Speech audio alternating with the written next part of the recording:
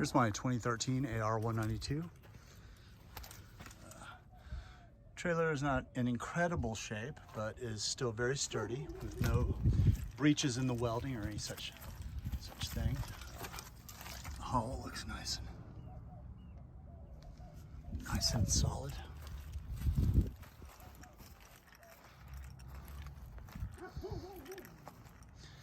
I did add in the thrust vector, which is a nice feature. If anybody here watching this video has ever driven a jet boat, you know that at low speeds, steering is pretty much nil. So it helps to steer and navigate in reverse and slow speeds when you're docking or in the no wake zone.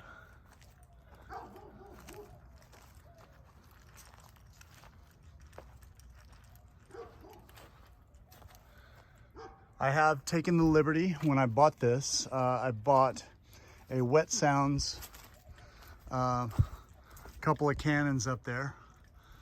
I can, for anyone truly interested, I can pop the covers and show you what I've got. Of course, you got the ladder here. I'm gonna cheat and use that to climb up in here. I have replaced this decking, being a boat that's been in action for over 8 years. That did start to kind of, get rotten away.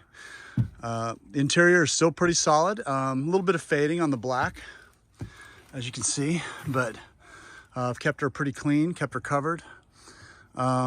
This is my second Bimini. I will say they are subject to mildew down here in South Texas. So my first one got pretty mildewy and I replaced it. This second one already has some mildew on it. Again, if someone is truly interested, I will get you pictures or video of opening that. I added these wakeboard racks, kneeboard racks. Those are a nice little addition. Here's the Wet Sounds sub. And over here, I've got the Wet Sounds amplifier, of course, professionally installed. A couple of amplifiers there, actually. And the normal radio interface actually is still connected to this Clarion that came with it. And then you just switch that to the appropriate sound resource control, or SRC, right here. The SRC button, and then that puts the Wet Sounds module from over here in control, which is right here. So picking up where the video left off, module here, of course, all the typical interface you would see on such a boat. Obviously, these kind of features you can check out on the Yamaha website. Got all the necessary gear. I got some ropes and such for wakeboarding. Got the anchor compartment here. Got you set up. Anchor. Some other goods over here. And all the mandatory life vests, the spare life vests are all kept on board. There's your the cover has a flag you got to put down, a pole that you have to put down the middle to keep it on right. I do have a full cover for this thing, nice sexy cover I bought separately. And then of course you've got your night light that goes into the back there. Goes into your port right there. Engine and spiffy condition. All the necessary oil changes have been performed. I do it pretty much just every season. I have been changing the oil every season. Have yet to do it for this season. The last time I changed was last year. Didn't put a lot of time on it last year. This bad boy looks like it's starting to kind of crack apart a little bit. My I guess it's probably more of a audio filter, a noise filter, kind of a vibration filter, but that probably needs to be replaced pretty quickly here. And of course, dual batteries. These are working pretty good. I've been keeping them charged nice, and frequently got a little charger I keep on the boat here. Installed a Perco, make it nice and easy to switch. Let's go ahead and turn that on right now. And you can hear Oh, maybe you can't. Right away, the bilge in the engine compartment fan will come on, but blower rather. Let's get the blower on. Turn on the bilge. I know there's no water in it, so that's not going to do anything. The bilge shuts off automatically when there's no water. This is just the seat over here, which can kind of pop up, is removable. I do have a sun deck that sits right here.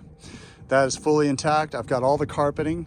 I generally like to run without the carpeting because people get in and out wet constantly. It just kind of makes it, you know, whatever, too moist. So let's see here. Go ahead and fire her up.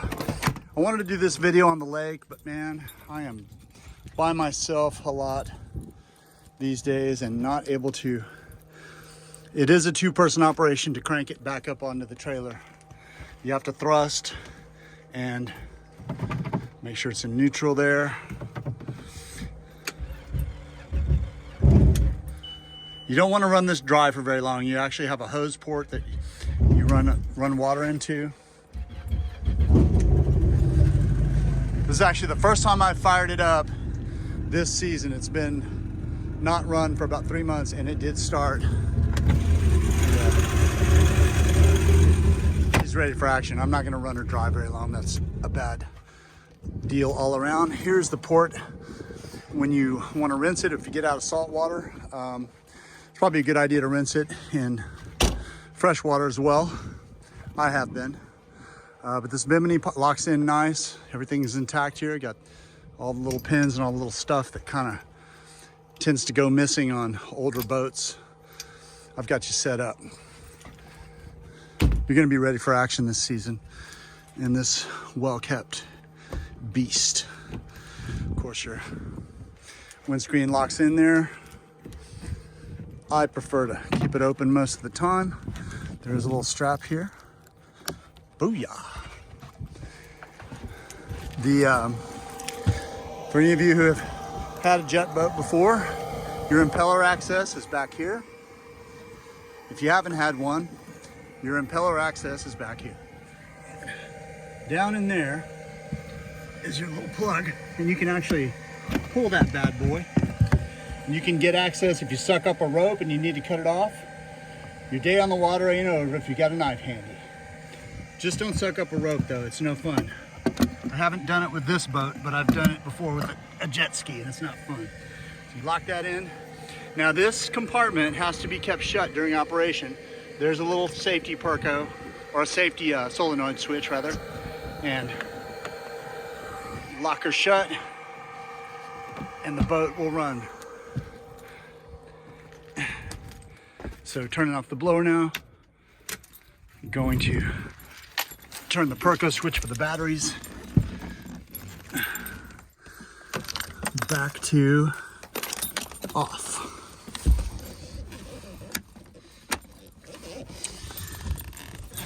There are your safety, your required personal flotation devices, or PFD, in case you get stopped by the water police. And there she is. She's in terrific shape. She has very low hours. Oh, you know what? I need to show you the hours. That would be important. God, I hope my video is not upside down at this point.